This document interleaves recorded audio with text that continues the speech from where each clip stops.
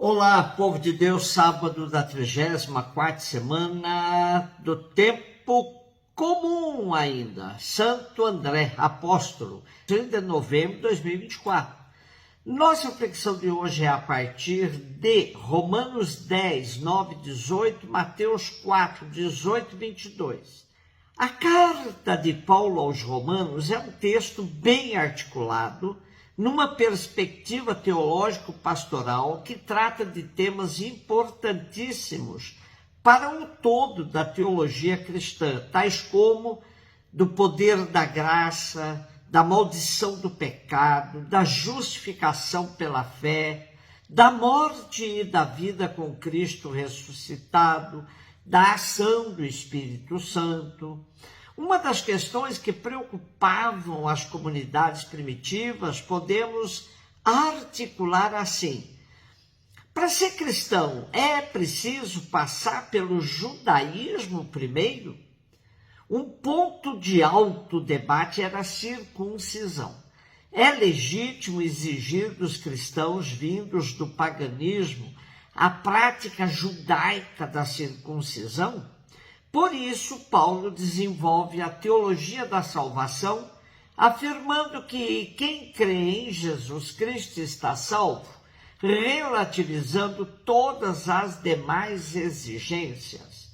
Nessa perspectiva é que podemos entender a primeira afirmação do trecho de hoje. Se confessares com a tua boca, Jesus é o Senhor, e acreditares no teu coração que Deus o ressuscitou de entre os mortos, serás salvo. Isso é o que importa, e não se a pessoa vem do judaísmo ou do mundo pagão. Para Paulo, a fé é o ato pelo qual o homem se confia a Deus, único autor da salvação em Jesus Cristo. A única exigência é que haja quem anuncie o querigma para que o Senhor possa ser invocado. Por isso, Paulo diz: como hão de invocar aquele em que não acreditam? E como hão de acreditar naquele de quem não ouviram falar? E como hão de ouvir falar sem alguém que o anuncie? E como hão de anunciar se não forem enviados? Trata-se de um apelo à disposição para a missão. E aqui é lembrado o profeta Isaías, que dizia que bem-vindos são os pés dos que anunciam as boas novas. Paulo ainda reclama dos que não aceitam a pregação, pois a fé vem pela pregação inspirada pela palavra de Cristo. A fé pressupõe a escuta da palavra pela pregação dos missionários. A pregação e a fé têm o mesmo objeto: o mistério de Jesus, Senhor, morto e ressuscitado pelo poder de Deus Pai. Esse é o foco deste trecho da carta de Paulo aos Romanos, que destaca a necessidade de enviados, de apóstolos. Portanto, se destaca aqui a grandeza dos apóstolos, e dentre eles está o santo de hoje, André. Porém, para Paulo, quem fala na pregação apostólica é o próprio Cristo. Mateus 4, 18 a 22. Nos 4 evangelhos temos narrativas sobre os chamados de Jesus para formar seu grupo, o qual seria encarregado de dar continuidade à missão iniciada por ele. No trecho de hoje, o que nos chama a atenção é o fato de os convidados não colocarem qualquer barreira. Uma vez chamados, deixaram tudo o que vinham fazendo e possuíam e passaram a ser seguidores de Jesus. No chamamento de Jesus se dá aquilo que acontece com todo verdadeiro discípulo. Deus chama, só nos resta a obediência. Santo André foi um dos apóstolos que melhor compreendeu o chamamento de Jesus e saboreou o mistério da cruz. Era discípulo de João Batista e companheiro de João. Quando o precursor apontou Jesus que passava, dizendo: "Eis o Cordeiro de Deus", tornou-se imediatamente discípulo do Senhor. Logo a seguir, comunicou a Pedro, seu irmão, a descoberta do Messias. Jesus chamou a ambos para se tornarem pescadores de pessoas concretas. É André que, na multiplicação dos pães, indica a Jesus o rapaz que tem 5 pães e 2 peixes. Com Filipe, André refere a Jesus que alguns gregos o querem ver.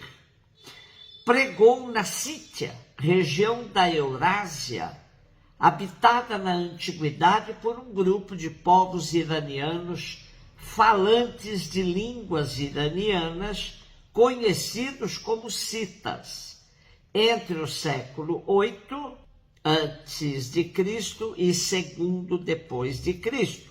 Até aí, fronteira com Mongólia, China, Rússia e Cazaquistão, no ponto na atual Turquia e outras regiões.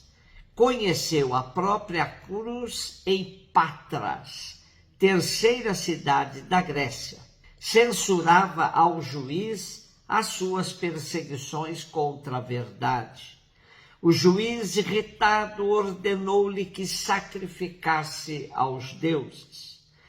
E é ao Deus Todo-Poderoso, o único verdadeiro, respondeu André, que imolo todos os dias, não a carne dos animais, mas o cordeiro sem mancha, inteiro e cheio de vida sobre o altar, depois de ter sido imolado e dado em alimento aos cristãos.